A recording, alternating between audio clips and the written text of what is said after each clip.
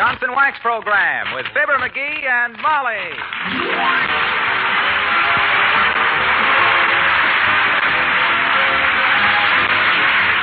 The makers of Johnson's Wax products for home and industry present Fibber McGee and Molly with Bill Thompson, Gail Gordon, B. Benaderet, Arthur Q. Bryan, and me, Harlow Wilcox. The script is by Don Quinn and Phil Leslie, and the music by the King's Men and Billy Mills Orchestra.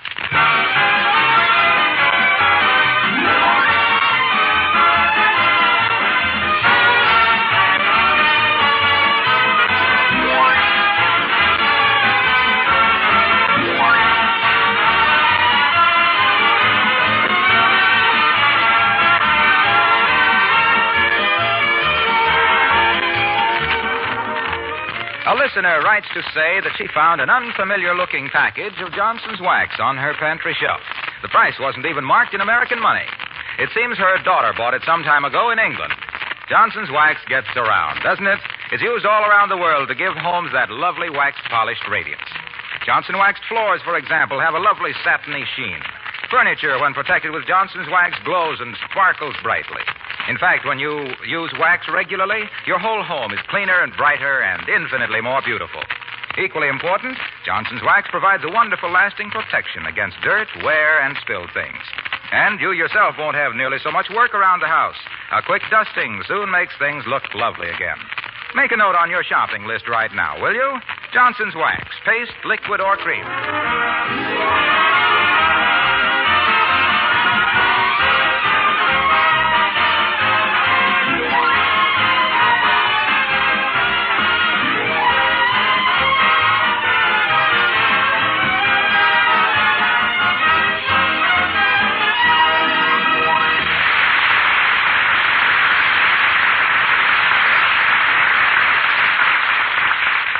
The month of March is usually pretty windy in Wistful Vista, and every time a big breeze blows, somebody brings up the subject of kite flying. In fact, here's a big breeze blowing about kites to his wife right now, as we meet Fibber McGee and Molly.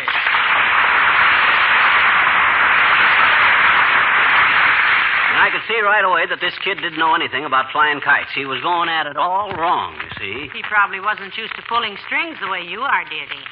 Right.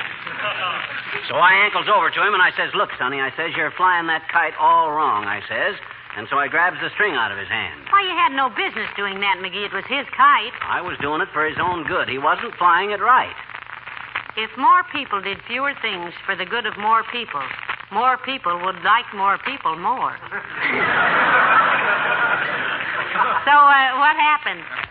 I lets out more string, and whammo, the kite peeled off like a seagull diving on a shrimp and gets hung up in a sycamore tree. Fine. I hope you paid the lad for his kite. I gave him $1, but he wouldn't stop bawling, and then his old man come running out, and he seemed to take his side. Prejudiced, was he? Definitely. I don't take that stuff from anybody, no matter whose father they are that I bust their kids' kites. So I walks up to this guy and I says, real deadly and quiet, like George Raft, I says, "Take off your coat, Buster," I says. You're rapidly approaching the world's record for doing too many wrong things in the shortest time, dearie. Did the man take off his coat? Did he take it off? Woo! I haven't seen a coat come off so fast since it rained the day I painted the garage. He come out of that coat like he had bees up his sleeves. And then? Well, then I could see we'd both catch our death of cold standing there with our coats off in that March wind. So I hopped onto a beer truck that happened to be passing at the moment and left.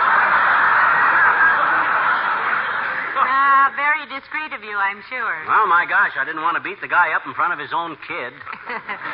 Well, tell me one thing, sweetheart. How did you get to be such an expert on kite flying in the first place? What do you mean, get to be? I always been an expert. Remember the kites I used to fly back in Peoria, up on top of Kickapoo Hill?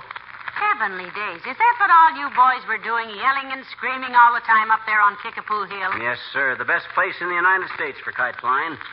I never yet been up on top of Kickapoo Hill, but what there was a big wind up there.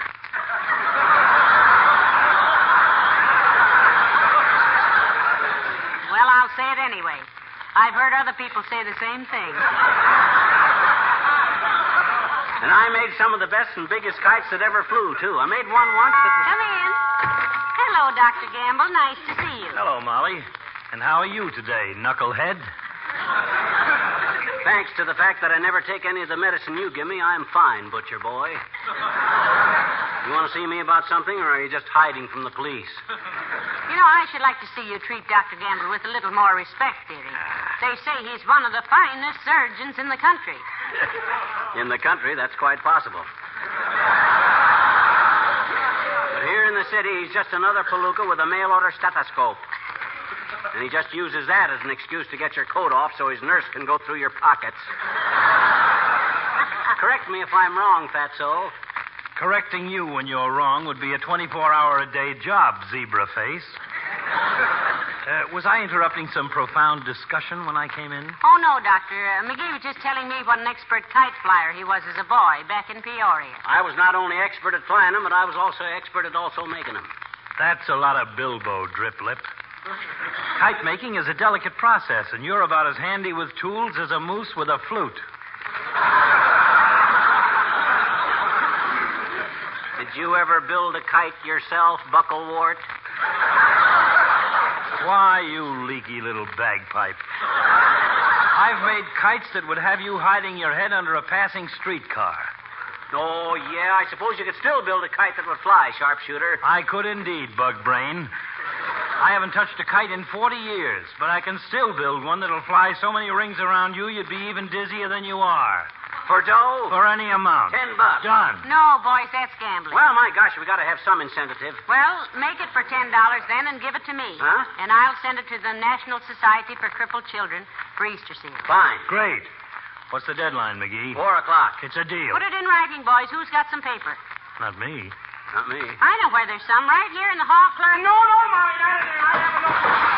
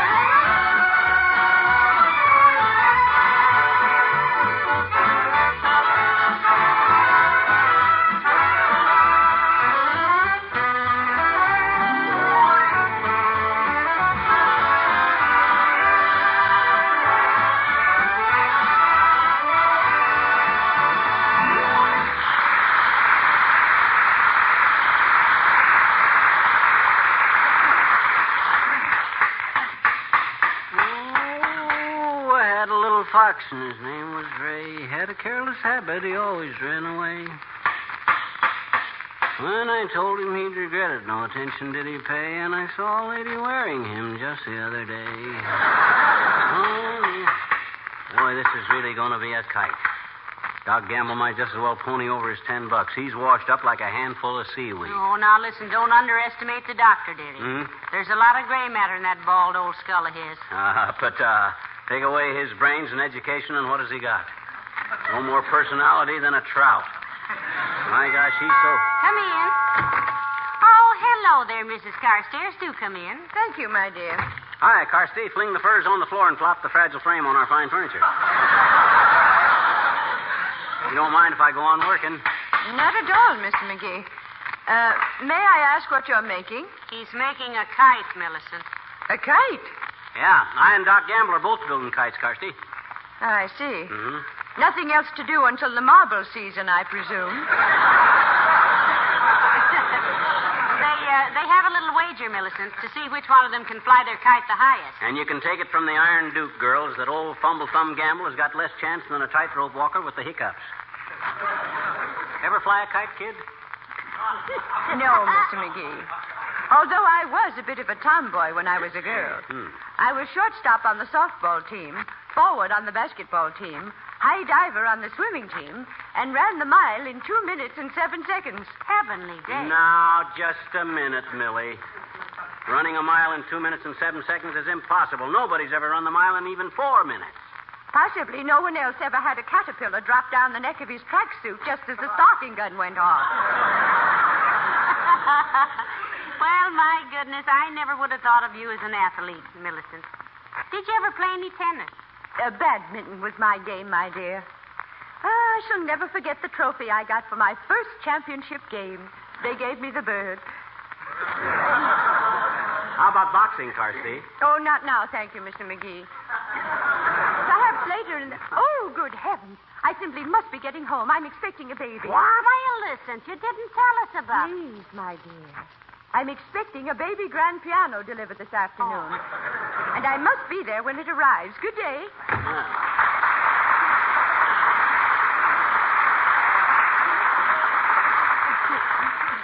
Now, back to work, kiddo. Hand me that piece of 2x4 there, will you? Thanks. Yeah. Just what is that you're making now, dearie? A box to carry your kite in? No. This is my kite. It's a box kite. Oh, seems awfully heavy for a kite. Oh, that's because I haven't got the paper on it yet. I use a very lightweight paper. Oh, I see. Oh, I had a little goat, and his name was Pete. Didn't dare bend over or he'd knock you off your feet. If I only had him now, I'd never gripe or grouse, 'cause it's wonderful to have a little butter in the house.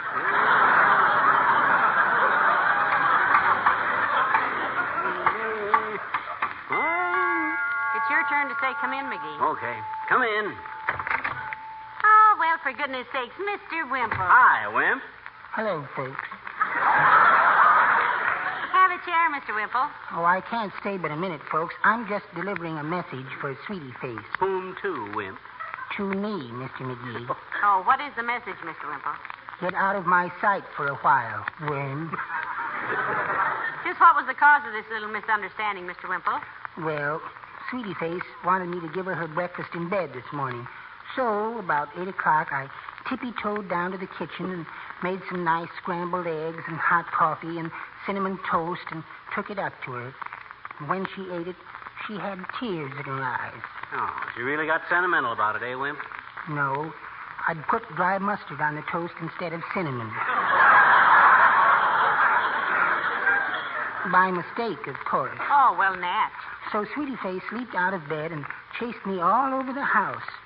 She finally cornered me in the fruit cellar.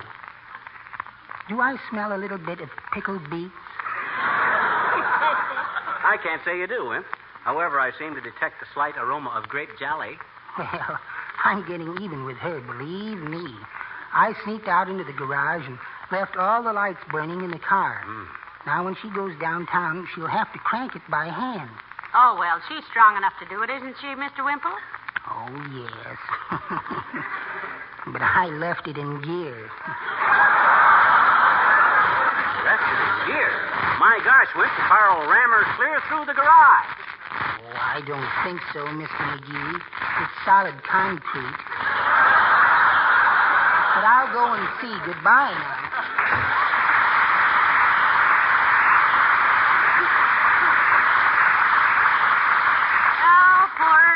Mr. Wimple. What do you mean, poor little Mr. Wimple? He thinks up twice as many dirty tricks to play on her as she does on him. She's got the muscle, but he's got the brains. He has until he gets home, at least, but if she ever... Hello, folks. Oh, hello, Mr. Wilcox. Hi, Junior. Happy birthday. I hope you don't mind if I go ahead with my work. Ah, what's all the lumber for, pal? Building a doghouse? Kite, Mr. Wilcox. Kite, eh? Yep. Building a kite, Junior. Gee, I wish you were working out in the kitchen, pal. Then if you spilled something on the linoleum... Yeah, but he isn't, though, Mr. Wilcox. No. No, he isn't.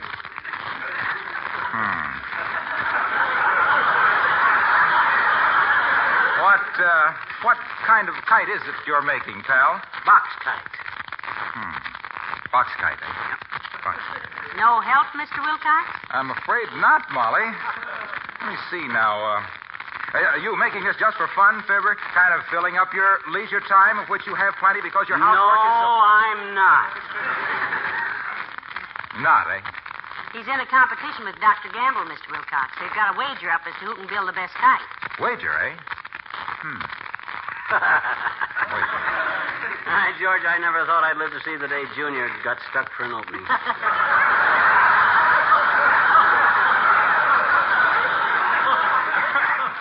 Get Racine on the long-distance phone, Molly. Tell him to get in touch with Harry Von Zell.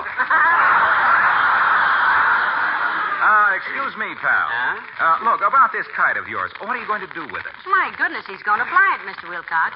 Didn't you ever fly kites when you were a lad? Sure. Did Fibber? You're darn right I did, boy, up on the top of Kickapoo Hill in Peoria. Used to fly kites every day there was a wind. Made him do acrobatics, sent messages up the string. Ah, messages, eh? Oh, McGee, you shouldn't have done that. Gee, I know a message I'd like to send up the string of your kite, pal, if you don't mind. Now, wait a minute, Waxy. I didn't mean... Write this down. Write this down. Quote, Housewives, why is Johnson's self-polishing glow coat like a kite? Because it tops everything. Everybody looks up to it. It's effortless. And thereby hangs a tail. There's no tail on a box kite, Mr. Wilcox. Using self-polishing glow coat is like flying a kite. It's a breeze. Pour a little out on your linoleum, spread it around, let it dry 20 minutes or less, and presto, new beauty, new life to your tired and worn linoleum. That's enough. No rubbing, no buffing. Save yourself hours of housework. Have fun. Go fly kites. Gee, I've talked myself into it. I'm going home and make one, too. See you later.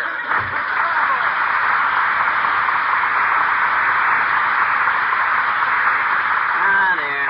I thought we had him there for a minute. Oh, not him, dearie. He's as hard to pin down as a sunburnt wrestler. Well, I guess I'll go upstairs and let you get to work. Let me know now before you leave the house. I will, Mommy, I will. Ah, there goes a good kid. She thinks I know what I'm doing building this kite. And is she wrong? She was never more wronger in all her born. Come in. Hi, mister. Oh, hi, Teeny. Now, look, sis, I'm a very busy man today. Scram, will you? Take a powder. Beat it. Hit the grit. Vamoose. Spade. You mean you want me to go away, mister, huh? That might roughly be construed as my general idea, sis. Look, will you scram out of here if I give you a quarter? I will for $2, I bet you. $2? Why, you little... Too much, huh? Yeah. Too much, huh? Okay. You come up a little and I'll come down a little. 50 cents. $1. 75 cents. I think you will find, mister, that according to the OPA, that the ceiling price for getting little children to hit the grid is $1. Anyway, I gotta have $1. Why? Well, gee, I was going to go out with Willie Toops and fly my kite, but there isn't any wind today, so I thought I'd get one of those balloons. What balloons? One of those balloons a man is selling down on the corner, and they cost $1, and they're full of helium gas. Helium, sis. Sure, they're full of helium gas. Helium. Yum. Gee, is it good to eat, huh? Oh, I was just saying that. Okay. Anyway, these balloons are full of helium gas, and, gee, if you ever let go of the string, they go right up in the air. Hey, wait a minute. Hmm? Helium gas, eh? Mm-hmm. Got a powerful lift to it, eh? Look, sis, I think we can make a deal, you and me. Okay, mister. I'm sure that any business relations we will have will be fundamentally satisfactory, and I know... Never mind the sales pitch, sis. Now, listen. Here's what I want you to do, see? Take this $1 and get one of those helium balloons, and then come back...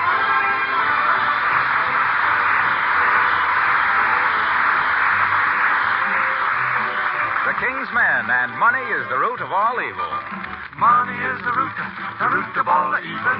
Money is the root of all evil. Money is the root of all evil. Money is the root of all evil. Won't contaminate myself. Take it away, take it away, take it away, take it away. If a woman call a man honey, and it's on account of his money, honey and the dough will soon be gone. Take it away, take it away, take it away. I got the one I love. I got the moon and stars above. I got my youth and health. What do I want with wealth? Money is the root of all the evil. Money is the root of all the evil. Money is the root of all evil. Money is the root of all evil. Won't contaminate myself with it. Take it away, take it away, take it away. Money, money, money, money, money, money, money. Take it away, take it away, take it away. Haven't got a cent, but don't worry. Gotta pay the rent, but no hurry. Legal tender has no charm for me. Take it away, take it away, take it away. Money is the root of all evil. Money is the root of all evil. Won't contaminate myself with it. Take it away. Take it away. Give it away. Give it away. Throw it away. Throw it away. Take it away.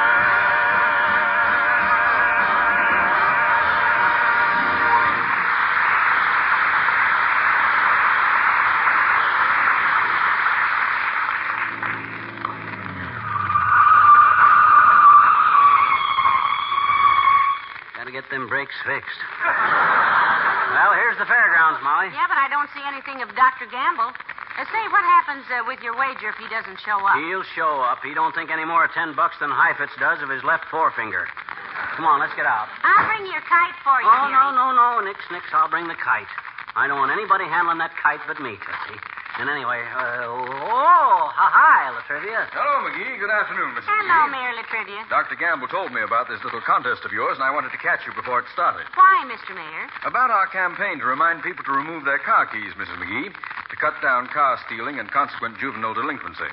What about it, Latrivia? Oh, I thought you might be interested to know that the campaign is going splendidly. Oh, isn't that grand? The Girl Scouts are working on it also, bless their hearts. It's their birthday today, you know. All of them?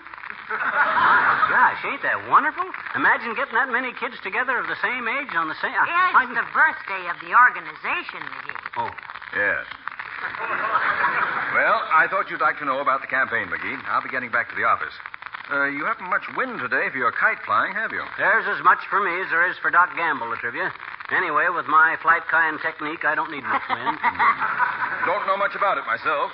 I went in more for baseball when I was a boy. Oh, so did McGee, Mr. Mayor. He was the little pitcher with the big ears. Center field. You know, I often get the urge to smack the old horsehide again, Latrivia. Really? Mm-hmm. You always carry a whip when you ride, McGee? Ride? Horseback, McGee. Huh? My gosh, I haven't been on a horse for years, Latrivia. Oh, in that case, I can understand why you'd want to use a whip. One is inclined to lose one's mastery of a horse in Who time. loses mastery of what horses? The one you said you'd like to smack the hide off. You said that, McGee. You said you'd like to smack the old horsehide again. Look. Any dunce knows that a horsehide is used to cover baseballs with. That's no excuse for whipping the hide off a live horse, McGee. Personally, I think that anyone who would abuse a dumb animal like that... What is this, anyway? I never done treated any mulch animals. I mean, I never horsed a whip in my... I never said... You Now. Don't get excited, McGee. My goodness, suppose you did lose your temper once or twice and spank a horse. Nobody'd ever... But I didn't, I tell you. Latrivia said I... Just a minute, McGee. When you said you liked to smack a horse's hide, I presumed you meant a whip. But when you said with your hand... I never said that. I said I like to smack a horsehide with a ball bat. My goodness, with a ball. How terrible. This is worse than I thought, McGee. Anyone who would strike a horse with a ball bat... Drat it, I never said I'd hide a hit from a whole horse. Hit a ball horse with a hide bat, or a ball hide. You said when I hit the bat, or smack the bajunior,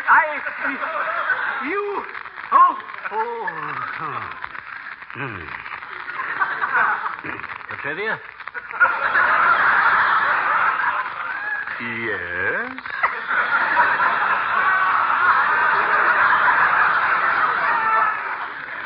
Now I know how it feels. you didn't mind my pitching in on the mayor's side, did you, McGee? No, I didn't mind. I had it coming. You certainly did. Yeah. And to think that you've put up with this for so long, Latrivia. So long, McGee.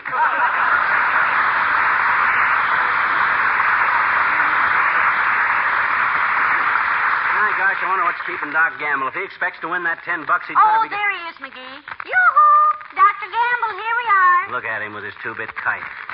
Plastered together with adhesive tape and surgical sutures. Oh, hi, Doc. You ready for the contest? Hey, look, McGee, what do you say we postpone this thing? There's no wind. There's enough wind for me, Fatso. Put up your kite or put up your $10. I don't see how you can fly a kite on a day like this either, McGee. Particularly that kite he's got there. I never saw a box kite before that was closed on all 6 sides.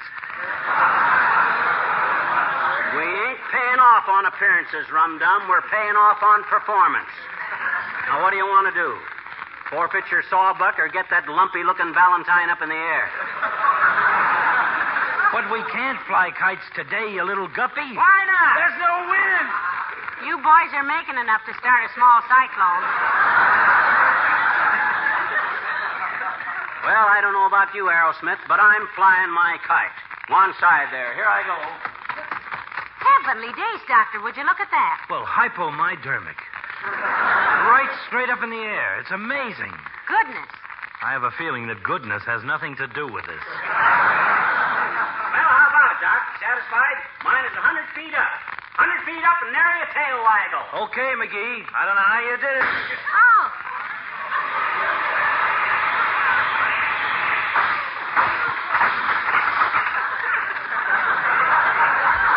Imagine that.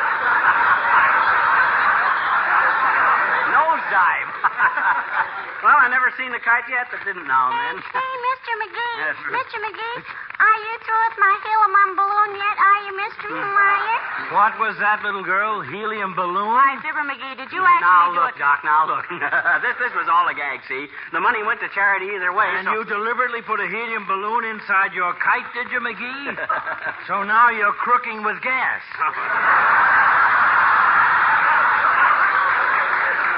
Sure he is, I bet you. The same balloon you tried to buy from me, Dr. Gamble. Only... Yeah, only he paid for it first. Oh-ho. McGee, I think you're right. I think this kid is a midget. Oh, this is ridiculous.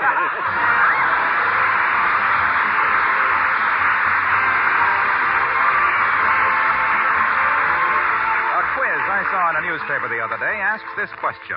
In which part of the house does the average homemaker spend most of her time? Well, as you might expect, the answer is the kitchen. You do use your kitchen a great deal, and that's why it's so nice to have Johnson's Glow Coat to keep it fresh and new-looking. I'm only guessing that you use Johnson's Glow Coat to keep your kitchen floor clean and sparkling, but it's a pretty safe guess because more women use Glow Coat than any other floor polish.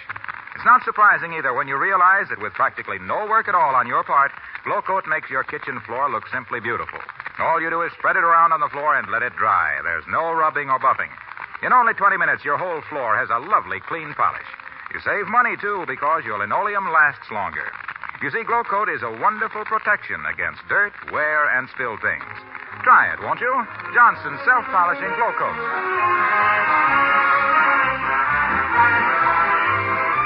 Well, now that the contest is over, clean up the mess in this living room, will you, dearie? Okay. Why did you build the kite in here anyway? Why didn't you build it in the basement? All my tools were up there, that's why. What were they doing up here? I brought them up here to build my kite. Oh. Yeah. Good night. Good night, all.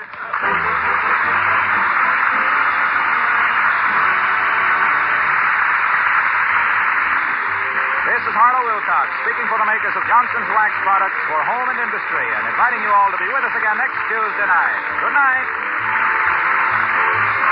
This is NBC, the National Broadcasting Company.